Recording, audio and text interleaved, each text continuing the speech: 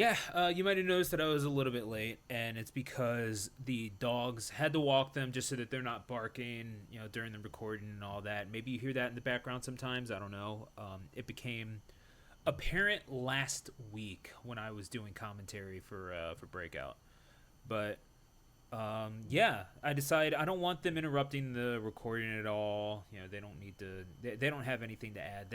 Bogey didn't even see the Invincible versus trailer, so we don't need to do any of that. So I take them for a walk, little walk around the block, not too big of a deal.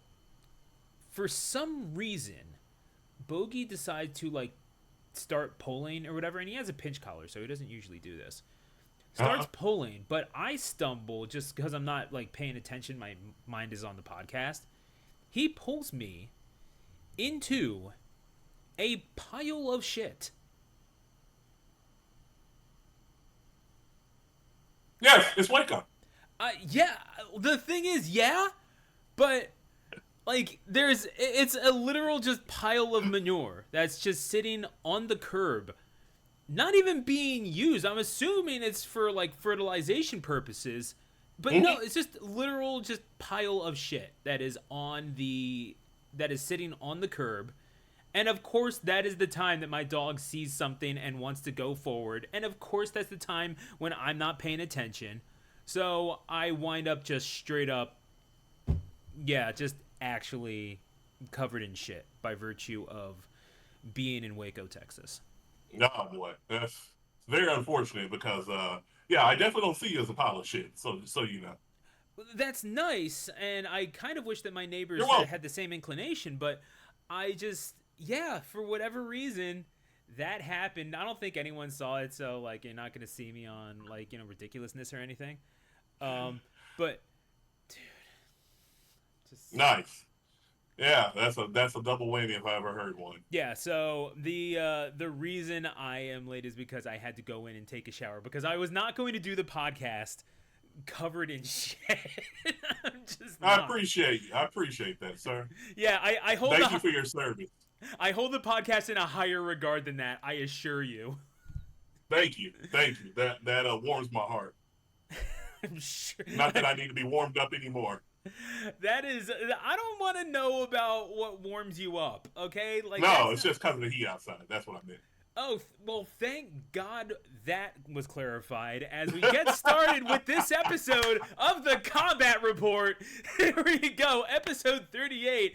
It's BG and Stu from the CCS crew coming at you live on the Combat Championship Series YouTube channel. And Oh boy. BG, there was plenty of heat inside in Orlando, Florida at the new venue as CEO makes its triumphant return to Orlando. And I mean, it's a headline that speaks for itself, especially after the years in Daytona Beach where they had good tournaments, good facility, but overall negative reception to Daytona Beach. It finally returns to the namesake of the tournament, the community effort Orlando.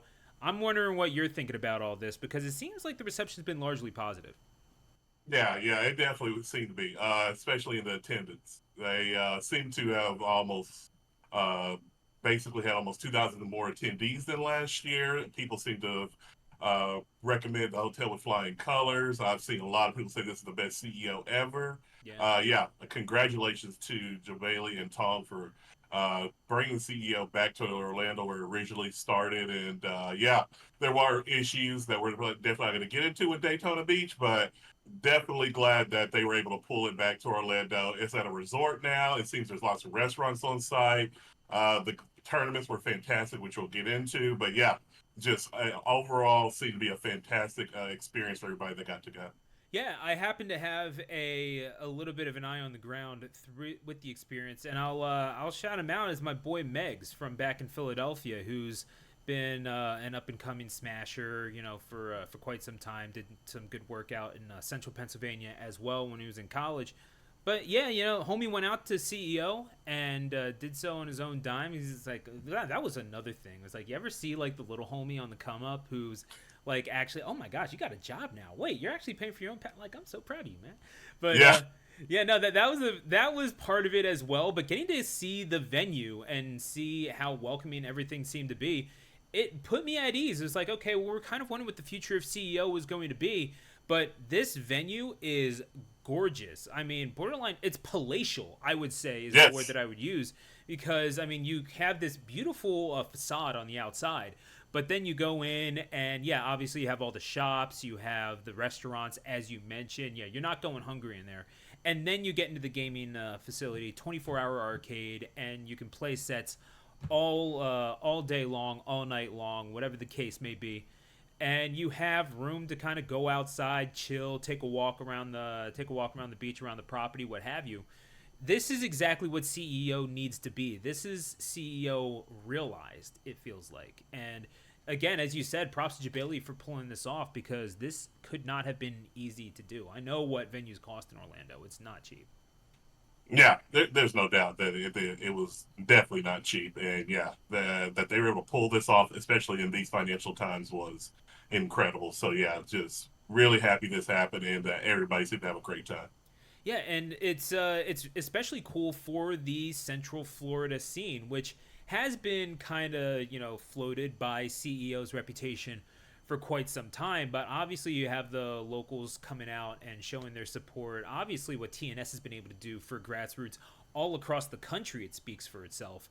But then you at the same time realize, yeah, this really is a community effort. And knowing what venues cost, BG, because we've had this discussion on the Combat Report before.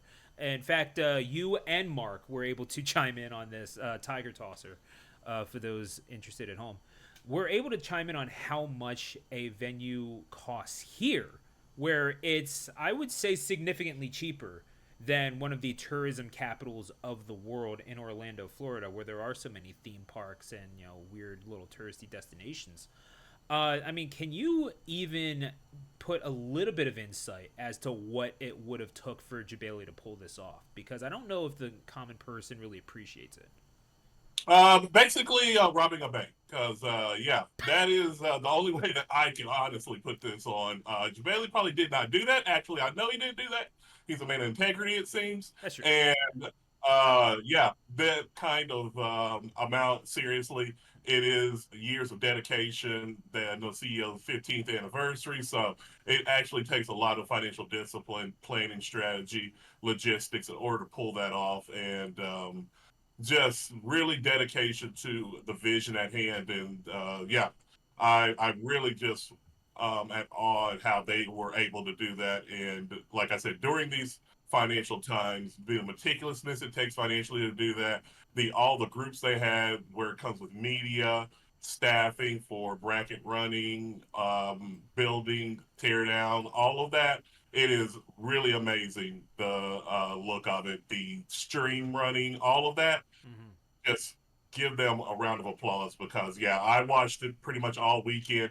Stream didn't go down one time. All the sponsors, the branding was just A++. Mm-hmm. So yeah, I hope one day I could get there. But yeah, right now not not able to. But Yeah. that is something that Jabali definitely deserves credit for because anytime I see CEO, it is A++ when it comes to branding and running on time also. Well, it seems like that's something that we all have to get to, because I mean, I do think that the clue is hidden in the name. It's a community effort. So, and it Yes. is going to take all of us, whether it be here in the DFW area, whether it's back in my home in tri-state, whether it's in Florida or the Pacific Northwest out in California. Doesn't matter where, it is going to take a collective in order to lift up the scene. And the more that we have that, I think better off we all stand to be. And I do kind of think that there's something to be said, maybe about something in the Midwest that we're involved in that could get us there. You never know. But let's get out to the tournaments, because there is no shortage of that this weekend as well. And I do have a question to ask you about one of the tournaments. Maybe you know what I'm talking about. Are you okay? Oh yeah, I am fine with it. Everything is great on my end. Yeah, if you are referring to Fatal Fury, I am fantastic. Yeah, Zhao Hai, that guy, he is amazing. He dominated once again. And I'm glad that you went in. So I'm okay. because I know he is damn well okay with what Mm. happened. As he is now, let me see right here, I have it. As like I said, he won Fatal Fury City of the Wolves at CEO, yeah. CEO, In the and Billy in the now Billy mirror, yeah. yes, in the Billy mirror, and we don't have a problem with Billy. There were three Billies in the top eight, but just want to let you know that Shanghai is now qualified for the Esports World Cup in Fatal Fury, Esports World Cup in Street Fighter, the SNK World Championships in Fatal Fury, and the SNK World Championships in King of Fighters. If Right. that isn't GOAT status, then that word needs to be eliminated. But yeah, I mean, that guy said, I am here to only win, and that is what he did against Nemo. Nemo's Billy is one of the best, and that was phenomenal what he did. But yeah, we definitely need to nerf Billy. I love Billy, but hey, SNK, we saw a lot of Billies in top 16 and three in top eight. So yeah, I'm Let that still happen. doing good, but yeah, SNK, I will be writing a furious letter if we do not get a nerf on Billy. A fatally furious letter, perhaps. But we are going to. That's they can't all be Yeah, home runs. But happy Father's Day out there, all you dad jokers. you already know. You already know. And I'm glad that I could. I'm glad that I could give Mark a little bit of representation with the dad jokes. But Shout we out Tiger Toss. shout out Tiger Tosser. That's the second one. The second one of the podcast. Um, Mm. but we are seeing, yeah, like Shanghai's dominance being continued. But I was specifically talking about the and continued dominance more of a short term. The absolute run of form that Lashar has been on in Street Oh, Fighter Six, my because bad. not just for what he was able to do, but in all throughout the tournament and at Combo Breaker, obviously, but continuing it on to CEO, having the bracket reset on him, and it was a wonderful effort in that regard by the Akuma NL. But I mean, what you saw, the character switch from Mai to Terry, and ending it Actually, off, before and that, Ed yeah, yeah, you're actually right. switched to Ed and then Terry. You're absolutely right. And the thing is, though, getting it done on the Terry, I think we knew that these characters were really good in SF6. We had there was a little bit of discussion about what should happen with those characters, but you don't really see it as hard in this game because the cake's a little bit more baked. You're not gonna be suffering through the disjoint zoner hell that a game at launch is dealing with, which is part of the Billy abuse that we are seeing right now. But Lashar's form as of at present is nothing to be laughed at. And I gotta say, Lashar right now, he is the best player in the world just based on his form. I'm kind of curious, BG, do you foresee him carrying this through the year over into the World Championships when it returns to the Kokugikon? Yeah, I do. If you've been following Lashard the last couple of years, he's been right on the cusp of being the best in the world, and now he's here. His Ed was incredible in season one and two, and now that three is here, he seems to have switched to my, and now we know he has a Terry Bogart. Yeah. This guy is a nightmare matchup now. The way he can make reads and counters is scary. NL pushed him to the limit and he still got the job done. If you saw that grand finals, Yeah. NL was right there, but he just made the right adjustments by switching to Terry, like you said. I see him possibly doing the Triple Crown, which I don't think is ever done in the history of Street Fighter, which is winning Combo Breaker, CEO, and Evo. How can you not make him the favorite going into Evo now? Because I don't think anybody has ever won in modern times Combo Breaker and CEO back to back in Street Fighter because we know it is as stacked as it's ever been. And something else that I wanted to bring up about Street Fighter Right. is the youth movement. I don't know if you saw, Stu, Mm-hmm. that teenagers and kids are here now from South America. You Yeah. have the guy Crimey, who is only 14, beat the GOAT in Daigo, who is 44. To Mm-hmm. let us know, yeah, our time is our people in their 40s like me. We are really on the chopping block because Crimey, another Ryu player from Chile, was just really, really good, along with Blaz, who's 15, who got in top 16, and also not Pedro, who is 19 from Brazil, who's a Ken player. Yeah. South America, the youth movement is here. Just a really, really great turnout. Nobody had these three making top 16, and then two of them make top 8 in Crimey and also not Pedro. So, yeah, great turnout, great tournament. But, yeah, it's never been deeper when it comes to Street Fighter 6. Yeah, we are seeing that region sort of pop up, and South America has been making its presence known in a few games, but it's mostly been niche. And just coming from where Yes. I come from, in platform, excuse me, in platform fighters, you're talking about how Peru is one of the only places that really regularly runs Smash 64 tournaments, or you're talking about how in modern gaming, in modern platform fighting, Brawlhalla, its main hub, one of the main power hubs, is South America in places like Brazil, Colombia, whatnot. Like there is a real thing to be said about Street Fighter coming up, and something that it is so relevant here, both here in the West and in the East. That power block, Japan, Korea, what have you. And now the boys from South America, they're coming up and they're coming through and they're showing out. And it just goes to show, like, if you do have a concentrated enough base of players that are willing to travel a little bit to get to each other, to train with each other, if you have the infrastructure to support that, then you can make a name for yourself. It doesn't matter. I mean, we saw that in Tekken with Pakistan, which we can talk about later. But I mean, what we've been seeing from South America on the Capcom Pro Tour, I don't think we're at a loss for talent that's going to be coming out of it, and I don't think that we've seen the last of it either. No, we haven't. They did say in Chile there was another player just as good as Blaz, and we found out that is Crimey.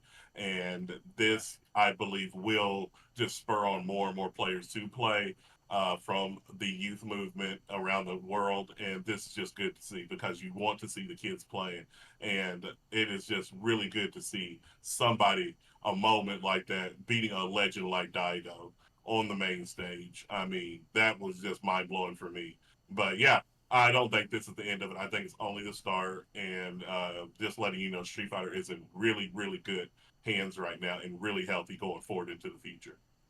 Absolutely, and we can talk about these regions that are popping up and taking over the world. Let's talk about one that has gotten there already. Let us talk about the nation of Pakistan as Atif winning the Tekken bracket, taking it over Ulsan in pretty convincing fashion. And Ulsan did quite well to make Atif look mortal.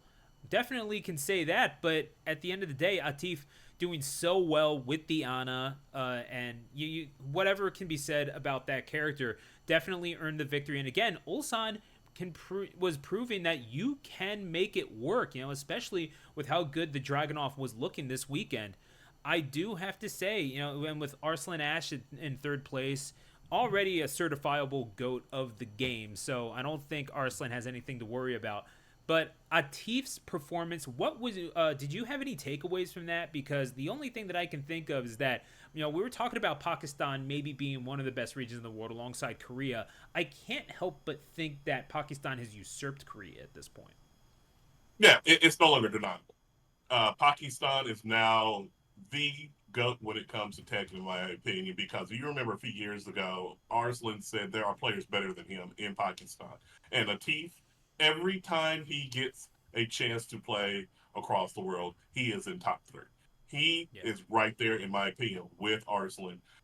The funny part for me was when they gave the third place medal to Arslan, he looked at it like, yeah, what's this? Because third place for him is like finishing 500th, which is crazy because I don't know if I've ever seen him finish third when it comes to a major Tekken tournament, but that just lets you know the level of play. Olsen tried his best, but again, another dominant performance from a Pakistan player in Atif. And I just really, really think that it's going to take a miracle for people to knock Pakistan off of the mantle when it comes to Tekken because they have pretty much mastered that game now. It is just incredible to see since 2019 where Pakistan is when it comes to Tekken.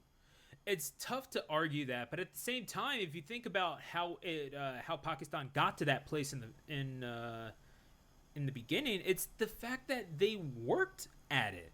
They grinded together. They had, maybe a few interspersed communities in Islamabad or Lahore or whatever. Like, you have different places, but at the same time, if you're interested in getting people together and interested in grinding and interested in elevating yourself to a world class level, you can do it. If you have that drive to be the best in the world, you can achieve it, but it is on you in order to get it. And the story of Arslan Ash is something that I point to for people in the Smash scene when they say, "Well, I don't know how to get better." It's like you have to put in the work. You have to put in more work than you think is necessary. You have to dedicate more hours than there are in the day and more days than there are in the week.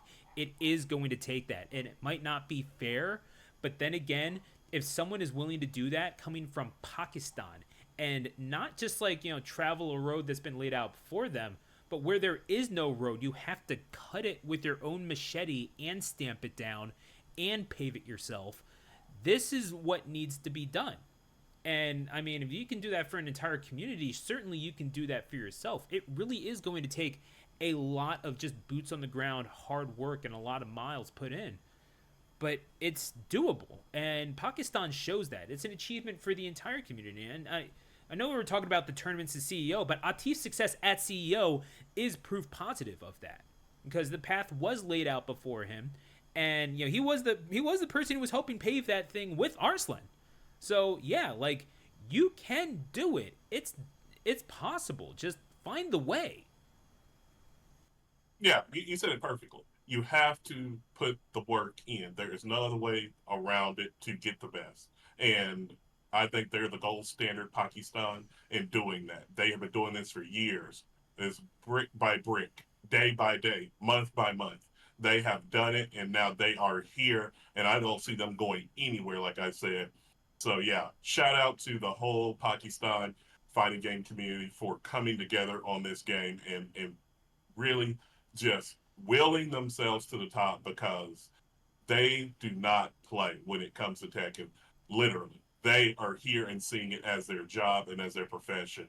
And they are the home of Tekken now, which, if you know the history of Tekken, you never thought that South Korea would not be the home. But Pakistan, if there is somebody in there that is great at that game, you know that that is that country, what they are here for when it comes to fighting games. Yeah, absolutely. And it's obviously when you have so much concentrated into one game, you can really focus in on that. But those are skills that are transferable to other games, especially when they're 3D fighters. So you never know what else is going to be announced going forward where those skills could be applicable.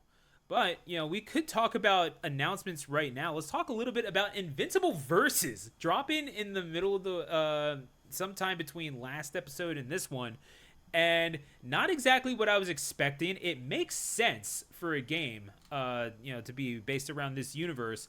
I don't know much about it, but I guess I'm gonna have to learn.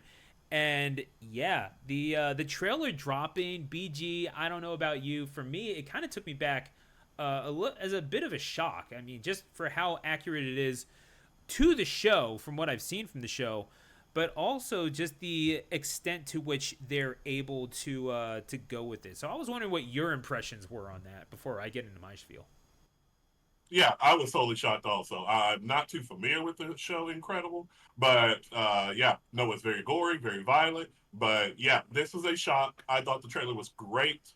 Um, I'm really happy to see that the trailer did show people that were involved with Killer Instinct, the last iteration of it in 2013, as far as developers. Skybound Studios, I believe, is the Yeah, name of the studio that's making this. Skybounds. Yeah, Is really, really looks good. Trailer was phenomenal. They are, like I say, part of the FGC. Also, Rip, a great commentator for Tekken, is a part of the development team. I'm expecting good things from this game. Like I said, 3v3. It seems to have a lot of buttons, they said. A lot. It's going to be very, very complicated as far as, tags and all of that. So if you are a tag fighter, this is going to be your type of game. But yeah, just more the merrier right now. Like I said last episode, you cannot complain. It is just Christmas right now when it comes to tag fighters for people that love those type of genre of fighting games. and I am kind of what you brought up worries me a little bit. I'm not going to lie to you because there is such a movement to make it to simplify fighting games and make it more accessible. And it seems to be working. Street Fighter seems to be doing that really well. And I know that's kind of a meme. Is like the classic or modern controls or what have you. Personally, I prefer the classic ones, but there's no, I don't see anything wrong with the modern controls. It's just a new way of learning the game.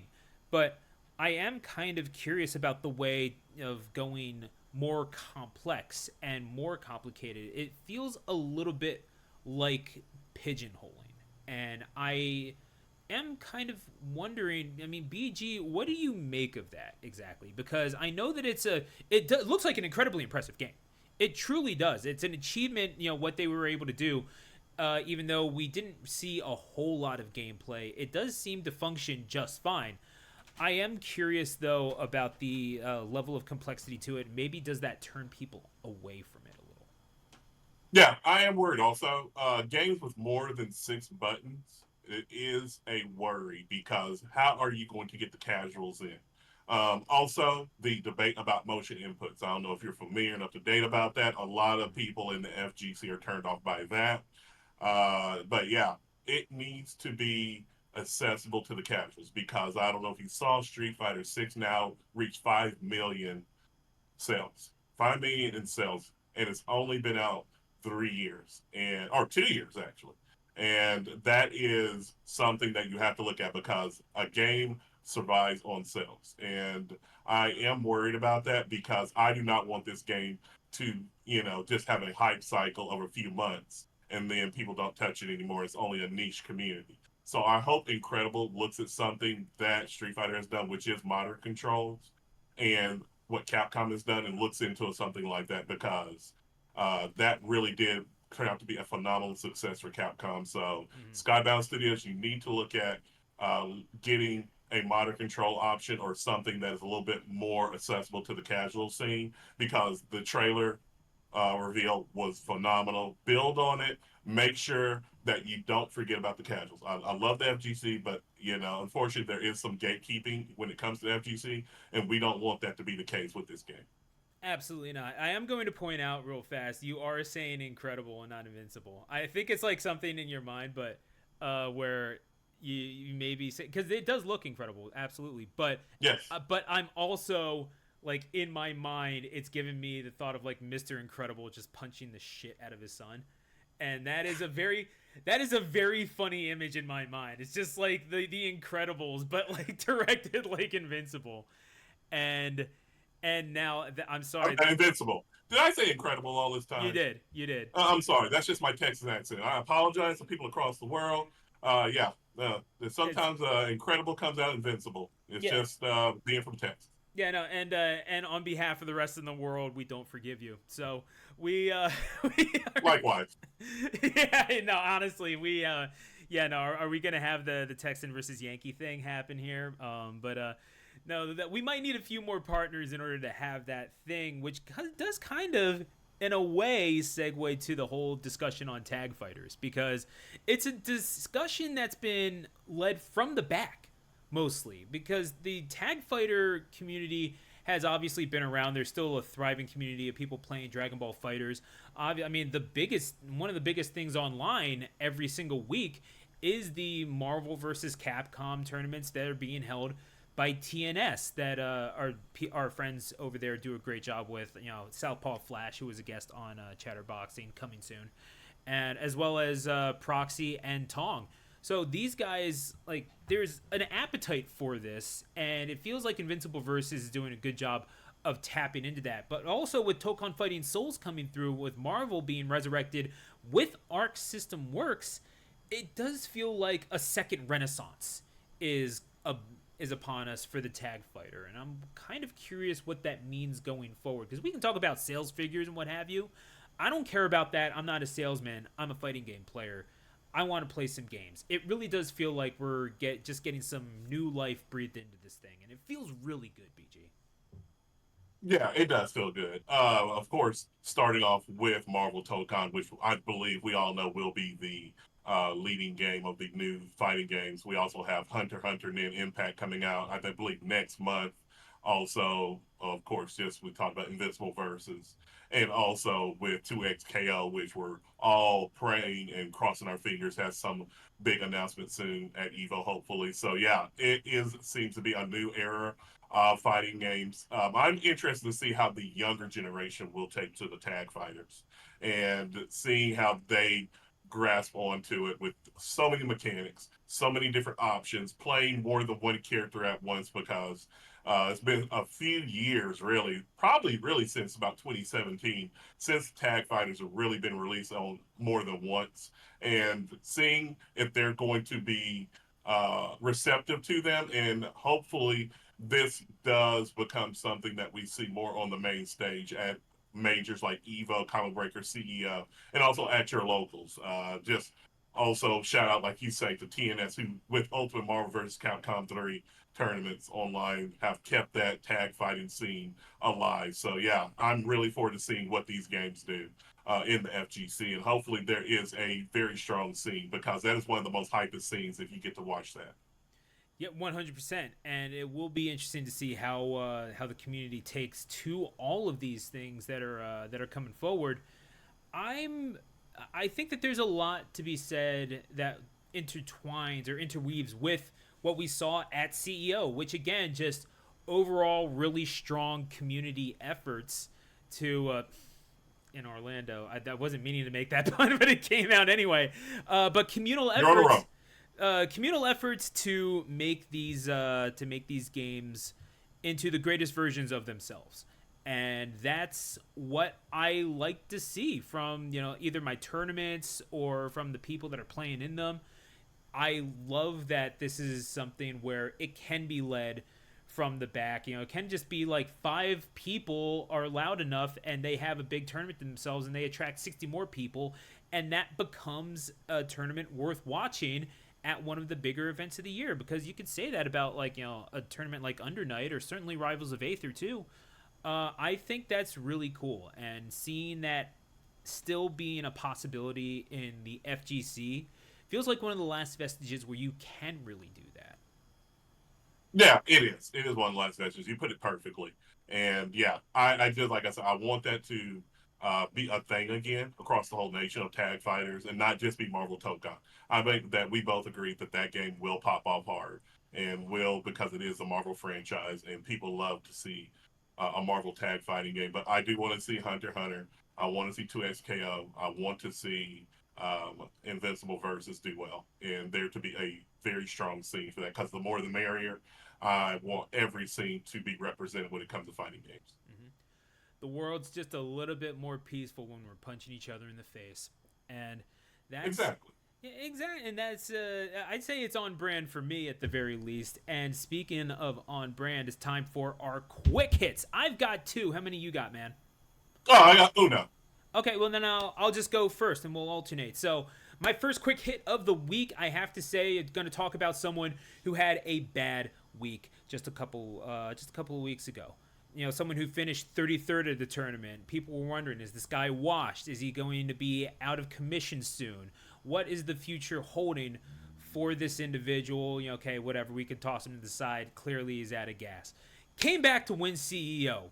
I am talking about none other than Team Liquid's Hungry Box. The person, and Jabali made light of this in his own tweet on, you can look on his timeline, won the first CEO 15 years ago, back before it was even a major, and now is back with the CEO belt in his hands. Congratulations, Hungry Box. It was a 33rd place finish for him at Tipped Off in Atlanta, and I know that stoked his competitive fires because whatever, he might be just a little bit older than the average in the scene now, but he's still one of the five gods of Melee. He's still the guy that elevated Puff and became perhaps the greatest Melee player of the decade. Was nominated as such by the Esports Award. So it's pretty amazing to see. Like, if you want to talk about persistence, you want to talk about resilience, you are talking about that it comes down to mentality, and it comes down to not caring all that much about the week to week results. Do not let the numbers get in the way of your actual progress. Congratulations, Hungry Box. It was a victory well earned. And if anyone's doubting you again, you can always show that you're the puff with the stuff. What you got, BG? Fantastic there, Stu. Well, I want to make you aware of a situation that happened at CEO. There was a guy came dressed during the Tekken Pool tournament as MF Doom, got up on the stage, had a Yankees hat on, and we still That to was this day do strike not one. know who this is, but they beat a top player. And then when they won, they went to the camera and put a Charmin tissue roll package in the camera, and then proceed to go behind the curtains and throw this at the commentators of Tekken. I think, Stu, it is time that we propose a rule. We need no Yankee hats at FGC tournaments. That's right. And Yep. hey, if once the I saw the Yankee hat, that was the problem. Hey, we need to stop this. This is a serious matter. Jabali Tong, if you see this, I want you guys to join the movement of no Yankee hats at FGC tournaments. I knew once I saw the Yankee hat, it was going to be real bad issues. Mm-hmm. Yeah, MF Doom, Yes. rest in peace. You definitely don't need that kind of shenanigans. And yeah, that was my term. I want you to be aware because yeah, that's just not going to happen. So yeah, in 2025, say no to Yankees hats at FGC tournaments. You can go ahead, Stu. No, I don't want to blow your spot, but I didn't actually mention this. I casted for Pathetic. that. No, I casted that guy. The Wednesday Oh, before okay. he was in an Well, give me online his tournament is information. Joe Budden. He's a I'll hit. Claudio main, and No, his I name is Joe Budden. yeah no I Figure. Joe Budden yeah no like his tag was Joe Budden. Mm, I don't know, but yeah no I casted his set for a mm. breakout stream the Wednesday before the tournament. I'm so Sorry not you had to even deal kidding. with that, sir. I didn't look. Mm, I didn't know he was gonna do any head assery like that. That was just mm, wild. But like I mm. saw that and I saw the tag and I was like, "There's no way." And then I saw I he saw made Yankee hat. Claudio. I'm That's like, all I saw. "That's Mm. oh my god!" Like, and then I Nope. realized, yeah, no, he was going for some head ass options too. I'm sorry to blow your spot, but yeah, no, I did cast for that guy. He's legitimately Mm, like, it. Anyway, mm. Sorry for your pain. it's all good. You know, there were a few Claudios that contributed to that, but I am going to end on a positive note because CEO also marked the start of the Rivals of Aether, you know, big community tour that they're doing, and I wanted to shout out Ludwig. I wanted to shout out Off Brand Games for starting this whole thing. It's a tour that's going to continue on throughout the summer. Going to go to Evo. It will be at Supernova. Maybe I'll be doing something there. Who knows? All the way, I believe, through Riptide in September over in Sandusky, Ohio. And yeah, I think it's a really cool thing. Cake Assault, maybe the odds-on favorite, made it to grand finals, but getting knocked off by Sofilo, I believe it was Sofilo from California. And what an amazing performance it was. You know, Cake Assault, a guest on a Chatterboxing coming up, but yeah. Right now, it's interesting to see the dominance of the established names, the Stangos, the Cake Assaults, the Marlins, being challenged by people on the West Coast. So I'm definitely interested to see how Rivals of Aether 2 develops from here. Obviously, interested to see how Abza and Olympia are going to change the meta going forward. And more than anything else, I love the fact that this is a grassroots game, the grassroots game. It's being started by like a single streamer and his company that are starting up a game and starting a tour and trying to do big things for the platform fighter community. That is always going to have a special place in my heart, and thus it will probably have a permanent spot at the very least in these quick hits. And with that, we are going to wrap it up. Thank you so much for watching. This is BG and Stu from the CCS crew, and this has been the Combat Report.